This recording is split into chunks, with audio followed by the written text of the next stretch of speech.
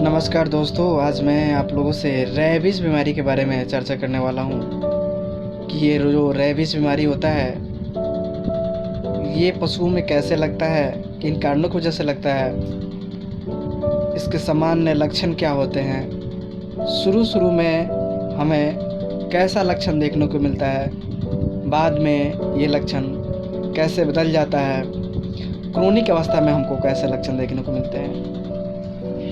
इन सारी बातों को मैं बताने वाला हूँ इस वीडियो में, और ट्रीटमेंट के बारे में बताऊँगा कि ये जो रेबीज़ का जो ट्रीटमेंट होता है, ये करने से पशु ठीक हो पाता है कि नहीं। रेबीज़ के इलाज में ट्रीटमेंट से रिज़ल्ट मिल पाता है कि नहीं, पशु बच पाता है कि नहीं। इन सारी बातों को मैं इस वीडियो के माध्यम से आप तक पहुँचाऊँगा। सही जानकारी आपको मैं पूरी 100% सही जानकारी देता हूँ, वीडियो में प्रैक्टिकली दिखाता हूँ। तो मेरे चैनल को आप सब्सक्राइब कीजिए, लाइक कीजिए, ताकि इस तरह की वीडियो समय समय पर आपको मिलती रहे। तो ये देखिए, ये जिस स्क्रीन पर हम आपको पशु को दिखा रहे हैं, ये स्क्रीन पर जिस पशु को हम दिखा रहे हैं, ये रेबीज से ग्रसित पशु है और ये क्रोनिक अवस्था में है। रेबीज के 3rd स्टेज में है ये। यहाँ से पशु का बच पाना मुश्किल होता है। तो आइए जानते हैं रेबीज जो बीमारी है, ये स्वस्थ पशुओं में कैसे लगती है। तो मैं आपको बताना चाहूँ कि जो ग्रसित पशु है, रेबीज से ग्रसित पशु है, जिसके मुख में, लार में पाया जाता है अधिकांश, जो कि कुत्तों में, बिल्लियों में, सियार में, इन 3-4 जो जानवर हैं, इनके लार में वायरस से पाया जाता है। और ये जब ग्रसित होते हैं, रेबीज से जब ग्रसित होते हैं, तो ये काटने को दौड़ते हैं, ये पागलों की तरह हो जाते हैं। तब जब भी किसी इंसान को या जानवर को जब काटते हैं, तो उसके जो लार के माध्यम से जिसका वायरस है, पशु के शरीर में या आदमी के शरीर में प्रवेश कर जाता है, अंदर चला जाता है। तब ये धीरे धीरे पूरे शरीर में फैल जाता है इसका जो वायरस है। उसके बाद पशु को ये वायरस जैसी बीमारी लग जाती है।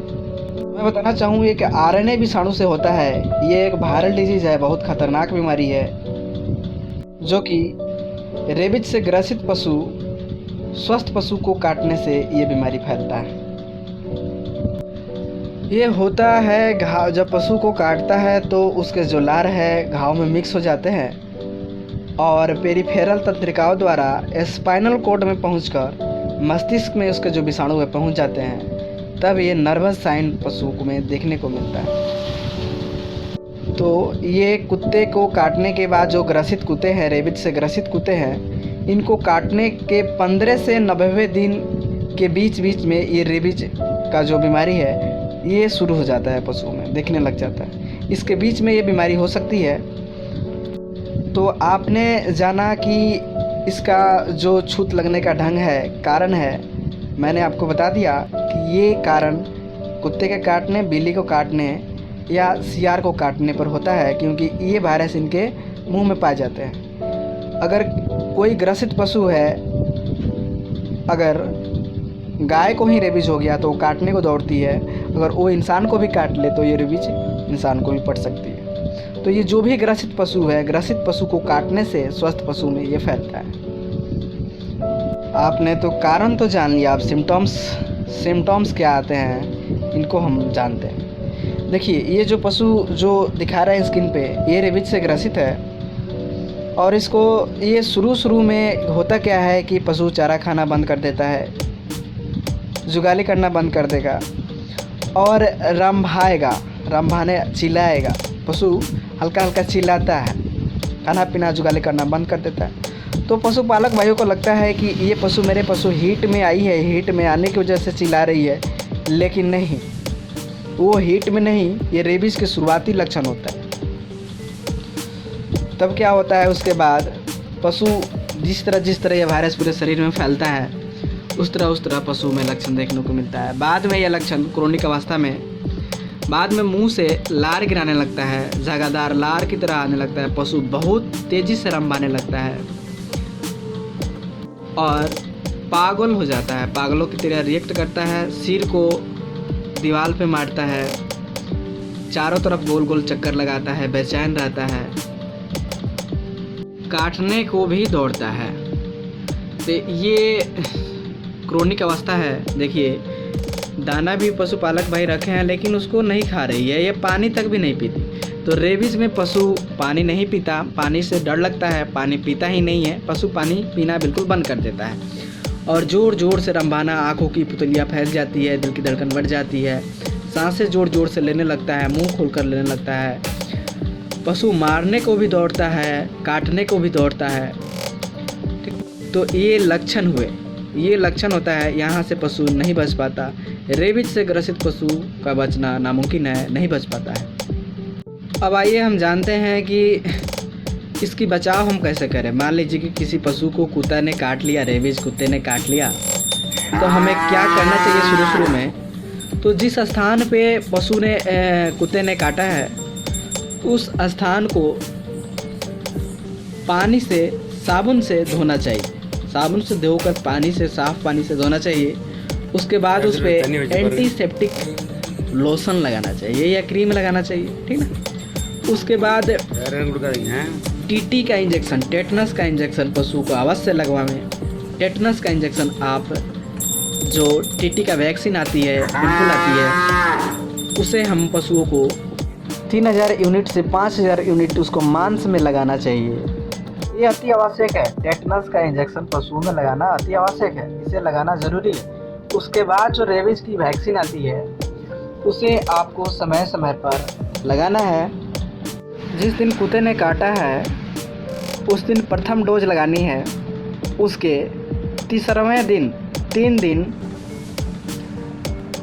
दिन सेकेंड डोज, तीसरे दिन से गिनना है हमको 7वें दिन। तीसरे दिन से 7 दिन के बाद हमें 7वें दिन थर्ड डोज लगाना है। 7 दिन से हमको गिनना है 14 दिन आगे, यानी 7 दिन से 14वां दिन आगे ये 4th डोज देना है। उसके 28वें दिन और 28वें दिन से 90वें दिन 5 डेज देना। टोटल ये 6 डोज होते हैं। ये पशुओं को रेबीजेन नाम से एक आता है, ब्रांड कंपनी है, रेबीवेक भेट के नाम से भी आता है। ये 1 ml की पैकिंग में आता है, वायल में आता है और इसे इंट्रामस्कुलर लगाना होता है। आप सब्क्यूटेनियस भी लगा सकते हैं, तो वो उस पर लिखा होता है कि इंट्रामस्कुलर लगाना है या सब्क्यूटेनियस लगाना है।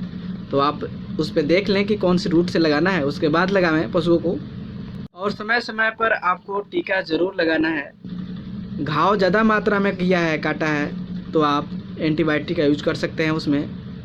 तो ये उसके बचाने की ये तरीका है। आप ऐसे करके आप अपने पशुओं की जान बचा सकते हैं। अब हम ट्रीटमेंट के बारे में बताना चाहें तो देखिए, जो पशु रेबीज से ग्रसित पशु होता है और क्रोनिक अवस्था में होता है, उसको बच पाना मुश्किल होता है, उसको बचा पाना मुश्किल होता है, नहीं बच पाता। पशु की मौत निश्चित है।